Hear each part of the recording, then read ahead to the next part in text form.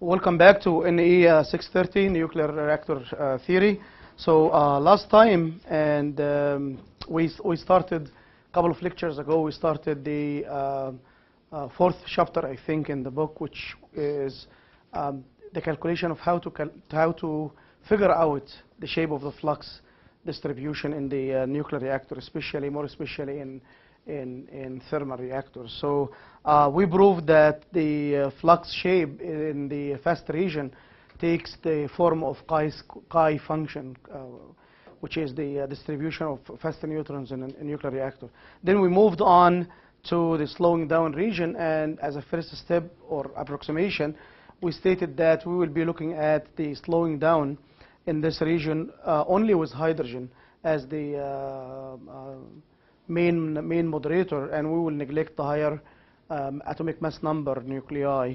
And we reached to the following formula, if you remember from last time. The formula phi of E is just some constant. Of course, when I write this, I mean like there is a constant was here.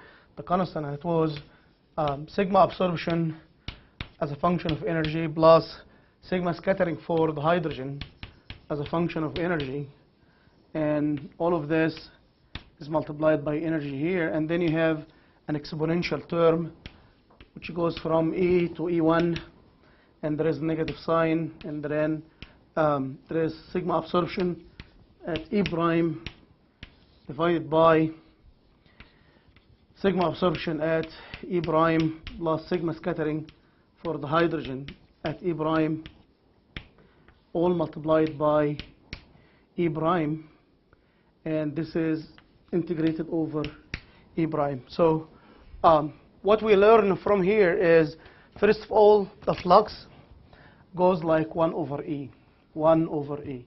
But it's not 1 over E, it's 1 over E modified by two things. The first thing is this term here, which is the absorption and scattering of the isotopes that you have in the reactor. So it's modified by the shape of the scattering cross-section and the absorption for hydrogen and the absorption cross-section. So whatever shape of scattering cross-section, let's say the scattering cross-section for the hydrogen, for example, let's say sigma scattering for hydrogen as a function of energy, maybe it's something like this. So you have, this is sigma scattering for hydrogen, and then you have something like sigma. Of course, I will not write both of them to the same scale. Let's assume the sigma absorption is something like this for whatever isotope inside your reactor. So you will have those two functions as a function of energy is here, contained here. So your 1 over E variation of the flux is modified by whatever shape of those two functions, sigma scattering for hydrogen, which is this one, and sigma absorption as a function of E for both, let's say, for both hydrogen and, this is for the, let's say, high atomic number isotopes, let's say uranium-238 or whatever. And this is the first thing that affects the 1 over E. The second thing here is an exponential function. And this exponential function is just attenuation by the absorption of the neutrons from upper energy. So if we have the, let's assume that we have, this is the range or the upper bound for the epithermal region. So in Stacy, he said that this is, he took it as 50 kilo electron volt. Some other books will take it as 100 kilo electron volt. So this is the upper bound, E1. And let's assume that the 0 is here, and the thermal E equal to 1 electron volt, which is the cutoff for thermal. So this is the thermal region. And this is the epithermal here. The epithermal here. So if we have an energy somewhere here, an energy somewhere here, which is energy E, that we are interested to calculate the flux at. So this term here gives me the absorption and the scattering at this energy. So it's sigma absorption at E and sigma scattering at E. This term gives me all the absorption that took place at energy E prime from the cutoff, which is 50 kilo electron volts, up to the energy E. So we integrate from E prime up to the energy E. So from E to E1. So E prime, let's say E prime is here. You integrate this function over E prime, then you make the integration from energy E up to E1. And then you raise it to an exponential function. So this tells you, okay, these are the exponential attenuation because of absorption from all energies before you reach to this energy E. So that you have a feeling now of what's going on. So the flux is just goes like 1 over E function. If you plot a 1 over E, 1 over X, 1 over whatever function, it will go something like this. 1 over E function. So the flux goes like 1 over E modified by the absorption at this energy E, modified with the shape of the cross sections, and also attenuated because this is attenuation. When you multiply by e to the power of minus x, this is attenuation. When x goes to infinity, the term is 0, so the flux will be 0. So this attenuation is because of absorption at energy E prime, but because you integrate from E to E1, you integrate from E to E1 here. This is E1. So you are summing all the absorption that took place before the particle or before the neutron will reach to the energy E. So let's see now how big this absorption is to be able to see an idea, for example. So we want to give a rough estimate of the importance of this absorption. And I will tell you what this absorption factor. So let's assume that we have uranium-238. For uranium-238 as the heavy isotope, for example.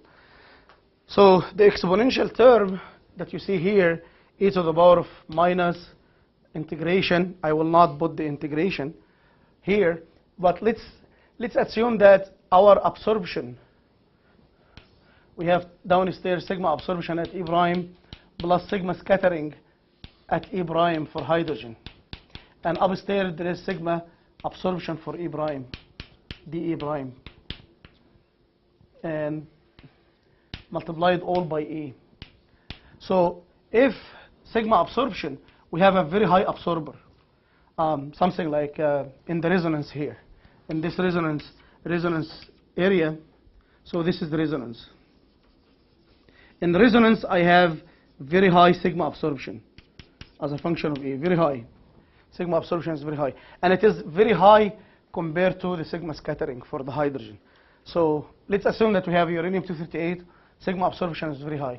So if this term is greater than this term, I can neglect the scattering from the hydrogen with respect to the absorption from the heavy element. So this will be neglected, and those two will cancel out. So you will have dE over E. What's the dE over E?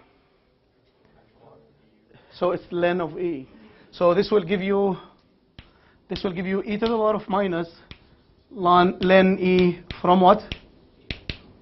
E1 and E. So what this will give you? Let's assume that I will not integrate from E to E1. I will only integrate.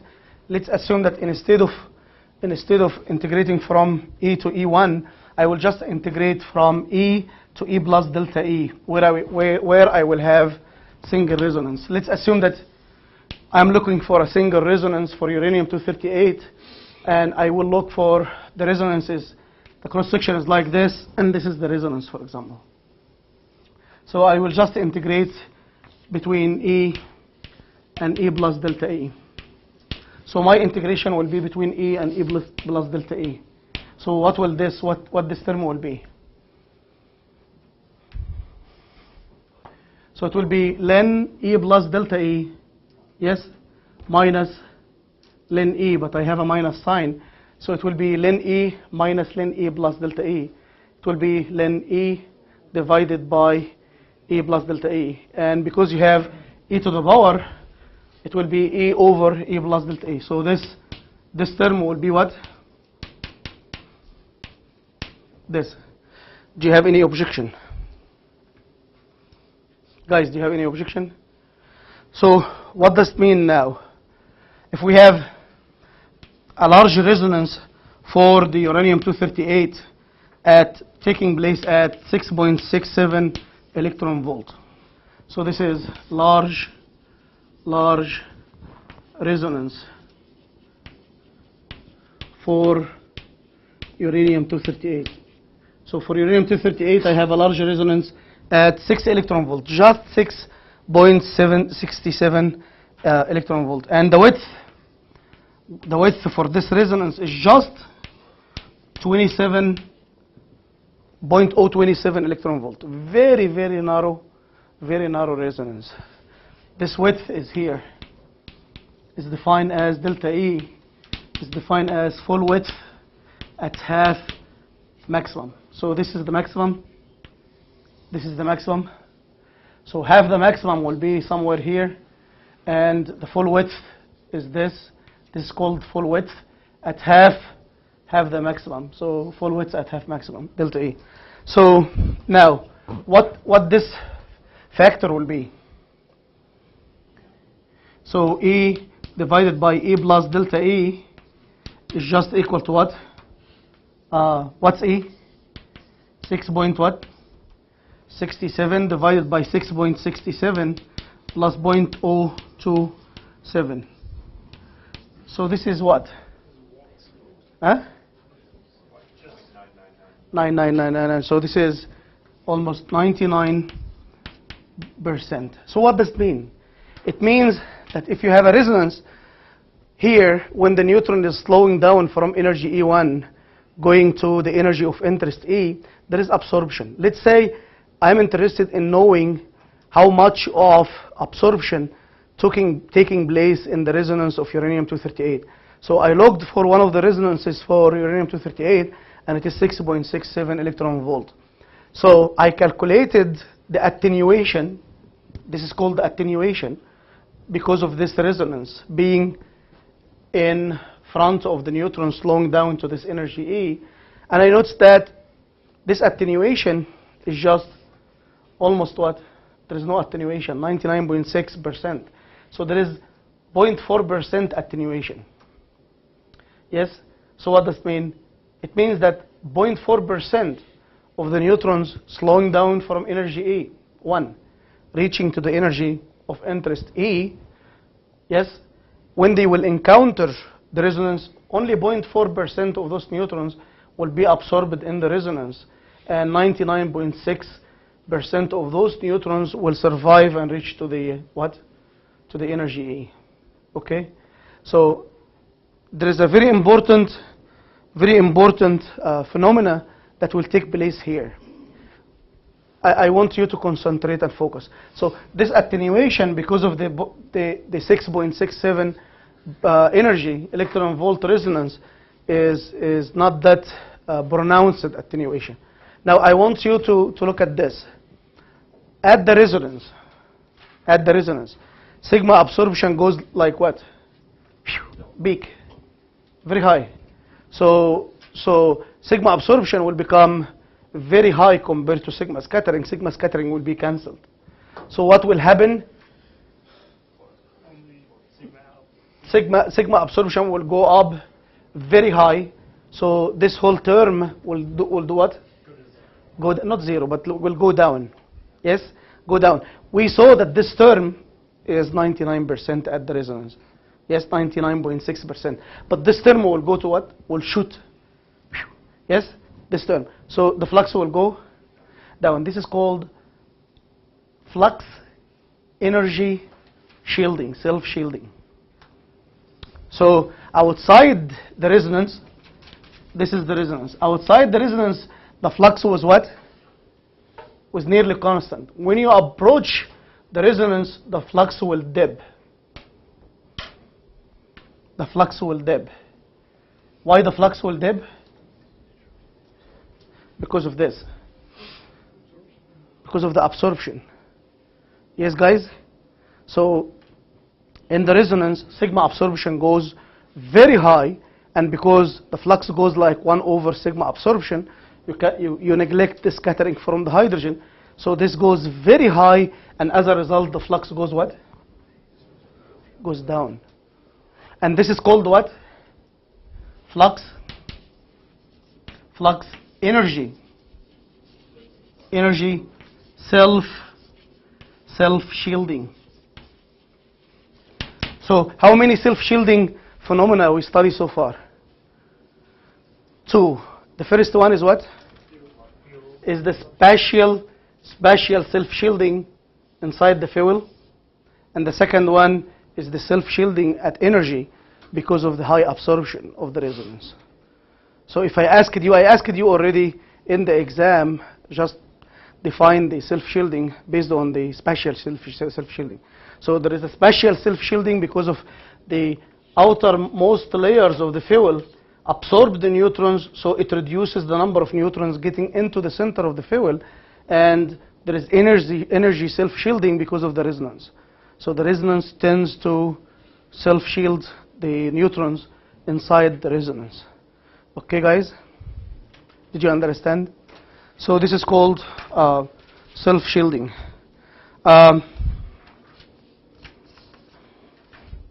So far, we just we're studying this phenomena here of the flux based on hydrogenous material, which is hydrogen.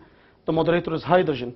And we stated clearly last time that all the slowing down is done over the hydrogen, and the high A materials or isotopes, they do not contribute to the sigma scattering. They do not scatter very well.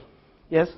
So by the way, do not mix the scattering part of the high A materials with the absorption part. There are two different physical processes. Although they do not contribute to the scattering or moderation of the neutrons, but they do contribute to what? To the absorption of the neutrons. Did you understand? But the scattering is not done over those particles, over those nuclei. The scattering is not taking place with uranium-235 or uranium-238.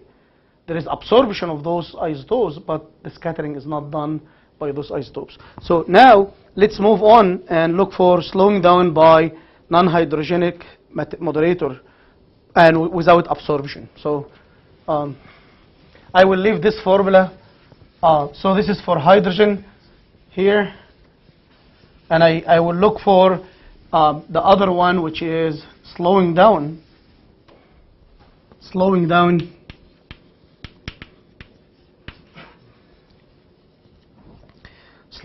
by non-hydrogenic moderators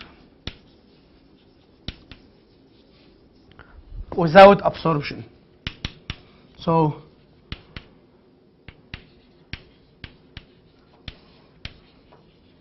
we slow down the neutrons with high Z or whatever, low intermediate Z material, intermediate A material, but we do not absorb. We neglect absorption. So let's look at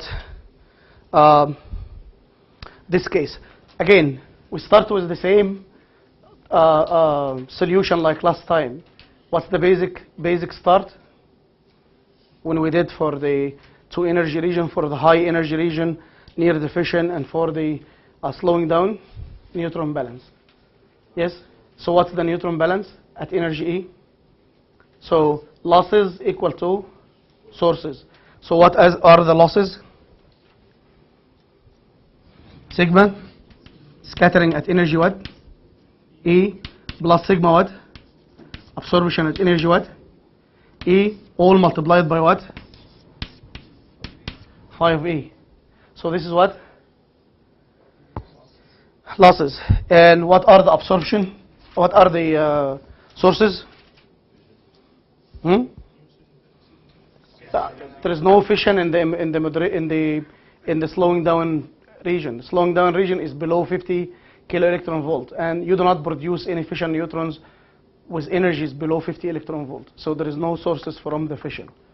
So the only source will be coming from what? Scattering from upper energies to these energies. And what's the scattering? Sigma S at what? At energy what? E prime. Yes? That goes to the energy E multiplied by what? Phi at E prime. And this is for what? For isotope J. And now we have two things to take into consideration. The first thing, we assume that there is no absorption. There is no what? Because I stated here, slowing down by non-hydrogenous moderator without absorption. So absorption, no absorption mean this term is what? So this is 0. So I only have sigma scattering of E multiplied by 5E. And I do not consider hydrogenous material here. There is no hydrogen. So this is why I did not put what? I did not put sigma scattering for hydrogen. I just put sigma scattering for J, or J any isotope, any low A isotope, low atomic mass number isotope that can contribute to this scattering. So this is equal to what?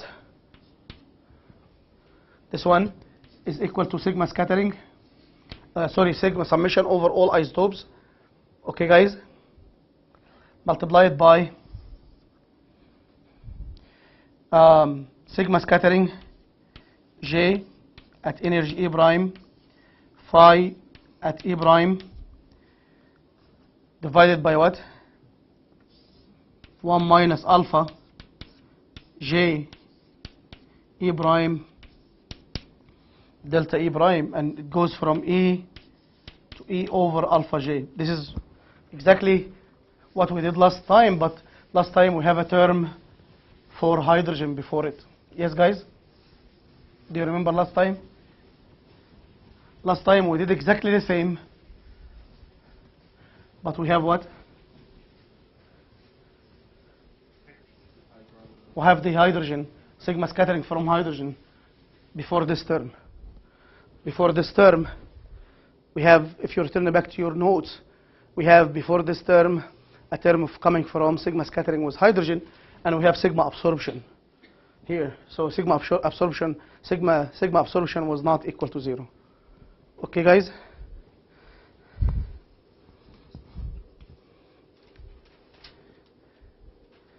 So here, last time,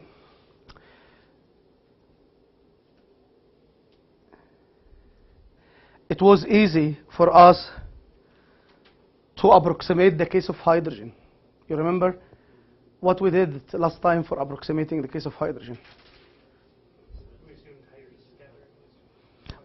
So first of all, we assumed the scattering coming from hydrogen. Then we said that for the high Z, we said that alpha J is what? For high A material, alpha J is nearly what? 1. And then I said, okay, sigma scattering at energy E prime multiplied by the flux at E prime divided by what? E prime can be written as sigma scattering of what? Energy E phi E over E. And I said that if you have a function like this, and because you are integrating over from E to E plus delta E, and delta E was very, very tiny, very small, and I said this term is constant. So if it is a constant, I can evaluate it at E prime, and it is the same if I evaluate it at E. And I took this term outside the integration, and I was left with only what? dE prime from E over alpha J. Then I evaluated the integral, I calculated this, then this will give me a term that will cancel with 1 of minus alpha J. Finally, you will have a term that has sigma scattering over all J of sigma scattering of E, phi of E, and I decompose sigma scattering to be the scattering term coming from the hydrogenous or hydrogen material plus the sigma scattering coming from all the non-hydrogenous material, and I cancel this term with this term here, and I will reach to the solution, this solution for hydrogen. This will not happen.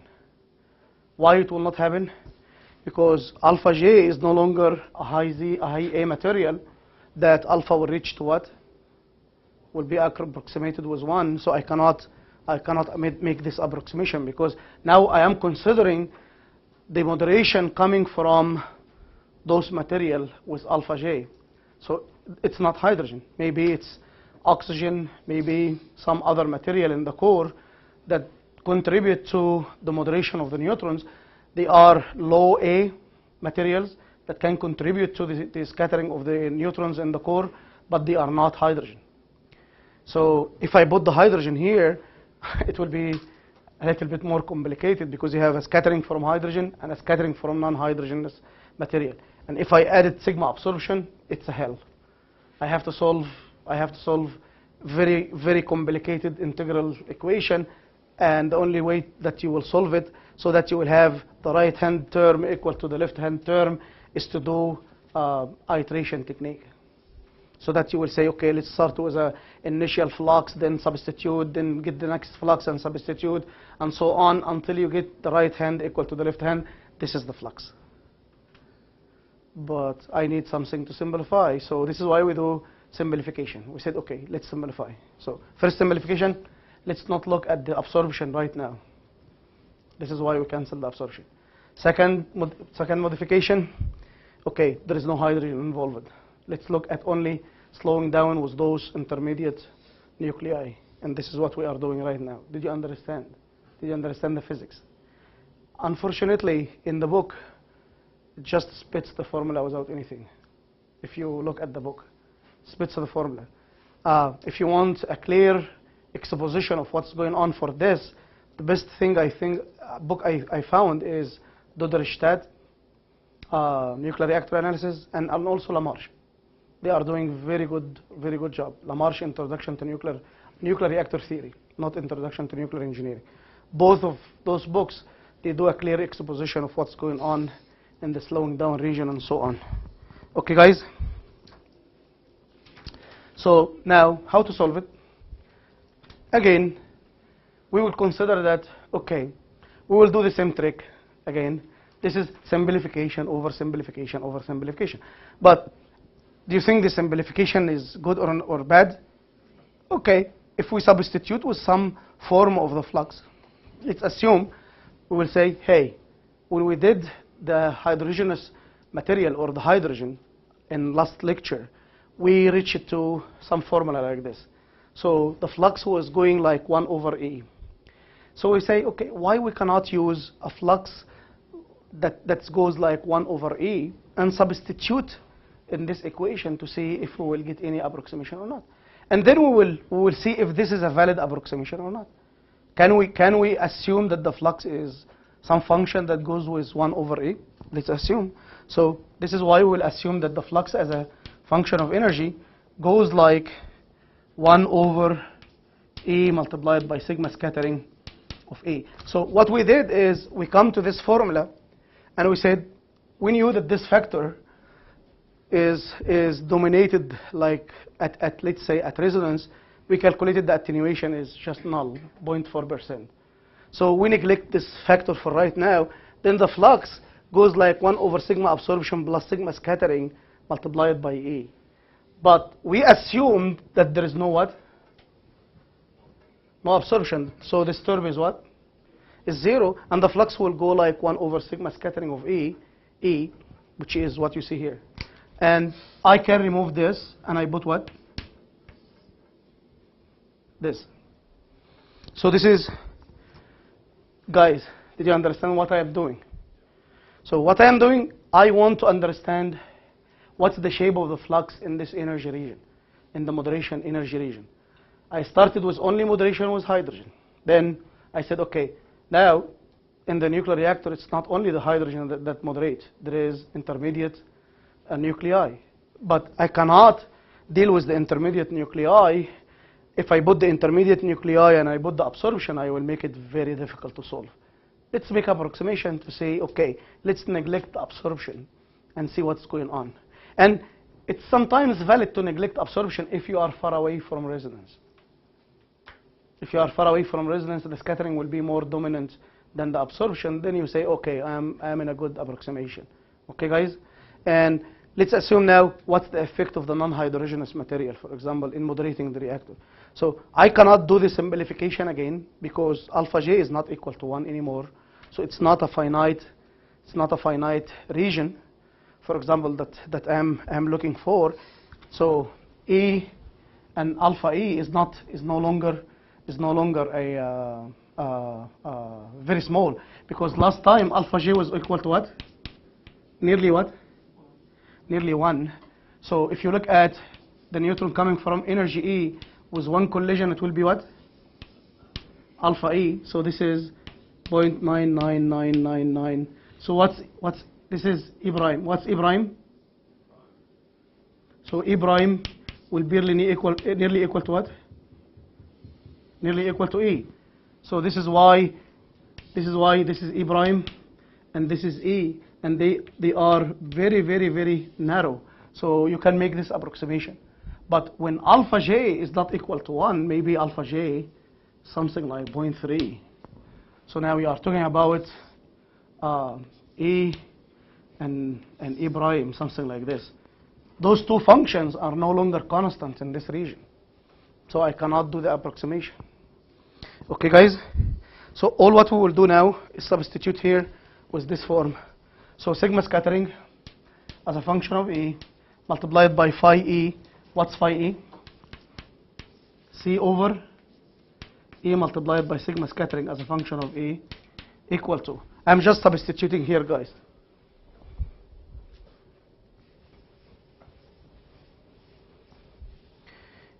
Equal to sigma scattering, summation over J multiplied by the integration from energy E to energy E over alpha J, and then I will substitute with sigma scattering as a function of E prime multiplied by phi at E prime. What's phi at E prime? Sigma scattering of E prime multiplied by E prime. Yes, guys? Divided by 1 minus alpha J multiplied by E prime, and I will integrate over E prime. What's this? So here sigma scattering for E goes with sigma scattering with E, and you will end up with C over E.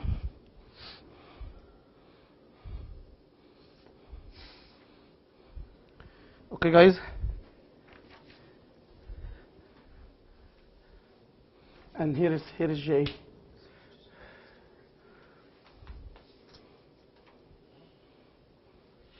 I cannot cancel this with this. Why? This is the total sigma scattering, and this is sigma scattering for every individual isotope. So I cannot cancel it. So I will end up with what? With summation over J, constant C will get out, and then E over alpha J, and here is dE prime, and here is sigma scattering J of E prime Y minus alpha J multiplied by E prime squared sigma scattering of E prime. So I can make this summation as two cases. I would say this is equal to C, and this is equal to summation of when J not equal to K, when J not equal to K, of the integral from E to E over alpha J of sigma scattering J of E dE prime 1 minus alpha J E prime squared sigma scattering of E plus, so this is for all isotopes J not equal to K, plus I will have the case where you will have J equal to K, so this will be E to E over alpha K, and this will be sigma scattering of K multiplied by E prime dE prime 1 minus alpha K. Somebody will ask me why you are doing this. I will be able to tell you in a minute.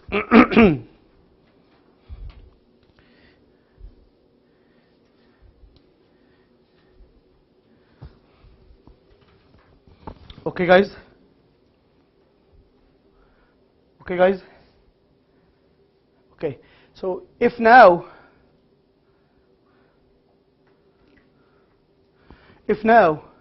I want to study the moderation with certain isotope. If I want to study the moderation with certain isotope, because I will not be able to study the moderation with all isotopes at once. So I want to study the moderation with isotope K. So from the beginning, I will be using the flux based on isotope K, and this will be C, and this is the energy, but will be sigma scattering for isotope what? For isotope K. So this is the shape of the flux based on the moderation with this isotope K. Okay, guys, based on the scattering of isotope K. So when you will substitute here, this should be sigma scattering of what? Sigma scattering of what? Of K, and this is sigma scattering of K.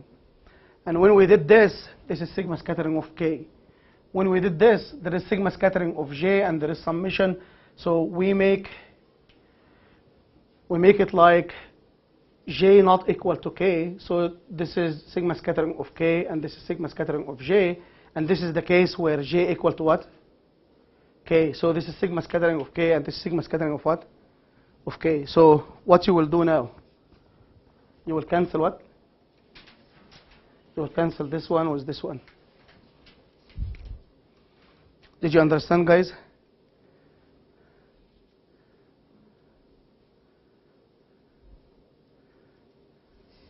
Guys, do they understand? So my C over E at the end,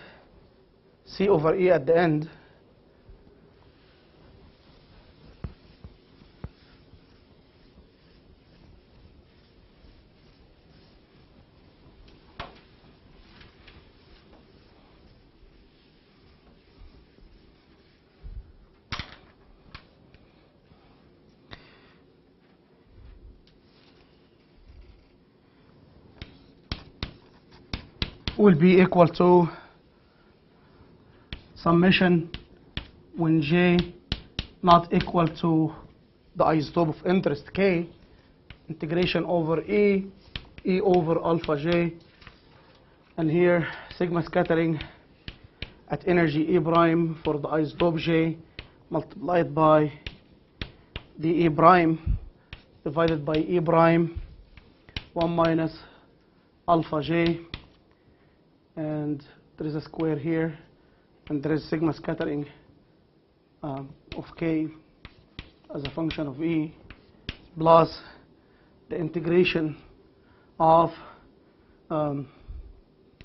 CK, which is for isotope K, CK multiplied by the E prime divided by E square prime 1 minus alpha K. So I reduce it to a term that is independent of the isotope what? Of interest, and another term here that's dependent on the isotope of interest. This one can be integrated very easily, yes? What's the integration? This is constant, will be taken outside. This is constant, will be taken outside, and this will be the E prime over E prime square. So can you evaluate this easily or not? Yes?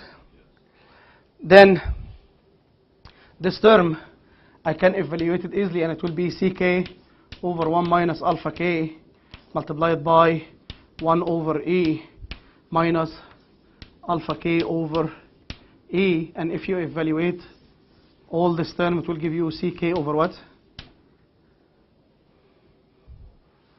CK over E.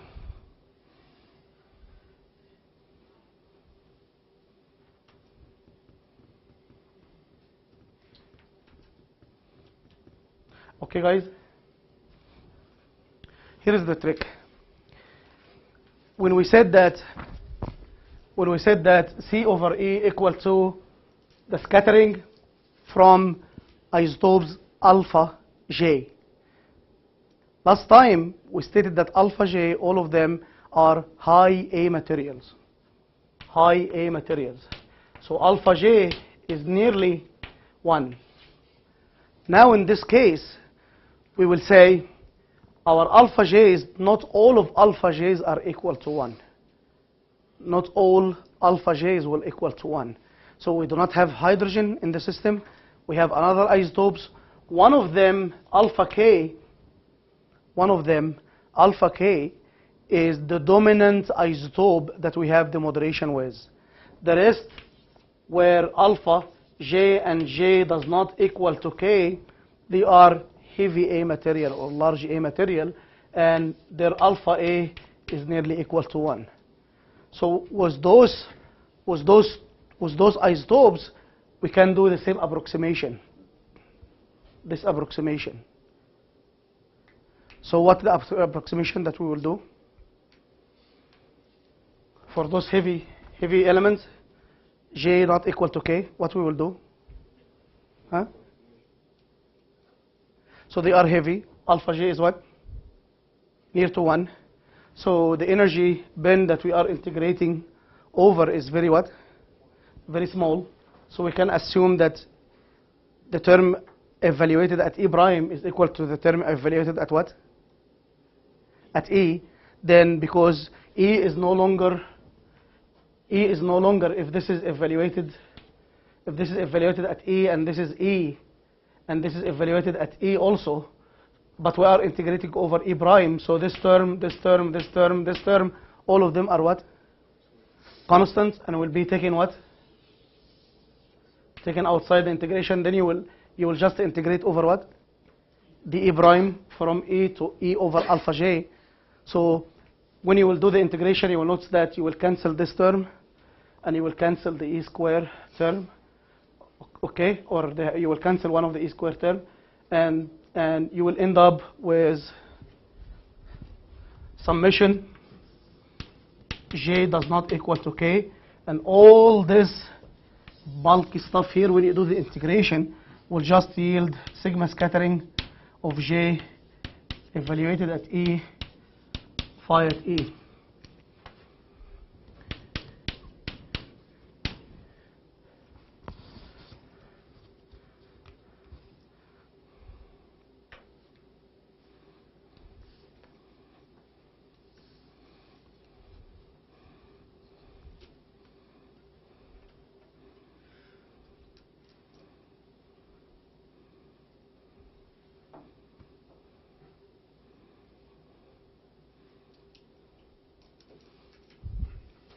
So guys, what's this? Can we evaluate this? What's the flux? So if you look at the formula, the original formula, sigma scattering of E multiplied by phi of E. Yes? What's sigma scattering of E? Sigma over J not equal to K, sigma scattering of what? Of E, phi of E, plus sigma when J equal to what? K. So this is sigma scattering of what? Of K multiplied by phi of E. Yes? This is the left hand side. Sigma scattering of E, phi of E. So this term is here. Yes, guys, this term is here. What about this term? Sigma scattering of K. Phi of K, I said phi of K is what? I can remove phi of K and I put what? CK over what? Over E sigma scattering of what? Of EK. So this goes with this, and I will have CK over E, which is what? So I end up to the right hand side equal to the left hand side when I substituted with what? With the flux function equal to this. So here is the game. We propose the flux goes like what? 1 over E sigma scattering of K over E. We substitute it in the balance equation, and we end up left-hand side equal to right-hand side. So it is indeed a solution for the equation. I know that it's, somebody will say, oh, this is garbage. But I know that mathematics sometimes it's a little bit tough. But again, what we did in order to prove that the flux takes the shape of 1 over E sigma scattering of E is the following. The case of hydrogen material, we have attenuation term e to the power of minus something. We showed that this term, even at the resonance, contribute to 4% for the energy attenuation. Yes? So we remove it. Then we said we have 1 over sigma absorption plus sigma scattering. We assume there is no absorption. Yes? So if there is no absorption, we said, okay, the flux will be having this form. We put the balance equation for the case of non-hydrogenous material without absorption, slowing down on a non-hydrogenous material with no absorption. We said, how we will solve this equation? Last time we solved it by just transforming it gala, and then we put it under the jar and start reciting some stuff, and then we come up with this bulky equation. And we transform it from differential equation, differential integral equation, or integral differential equation to normal differential equation. We solve it, we get the flux. Now, it's difficult. So we said, okay, let's assume that there is no absorption. Valid? Yes, valid outside the resonance. Let's assume that there is no hydrogen. Valid? Okay, we studied the hydrogen already. Let's see what's going on with non-hydrogenous material. Then we said, why I will bother? I want to solve it. How to solve it? I said, let me assume that the flux take this form. Then, if you want to make sure that this is a solution for any equation, plug it in the equation, see if the right-hand side equal to the left-hand side or not. So we plug it in the right-hand side, then we start doing gala with the left-hand side. Oh, first thing, we will just take the summation over J is equal to summation over all J's but K. And K is the main isotope that I have it, the slowing down with. All the rest of the other isotopes, I do not have slowing down. So I can do the gala again, and then make this assumption that because of alpha J is high, is equal to 1, nearly equal to 1, this term is constant, so it can be evaluated at E prime or E. It is the same, so I can take it from the integral, and I gala will reach to here. Then once I do this, I notice that, oh my God, I open my eyes and the left-hand side equal to the right-hand side. So the assumption that my flux take this form is the right assumption. Did you understand? Beautiful, yes? Okay, so let's meet next time.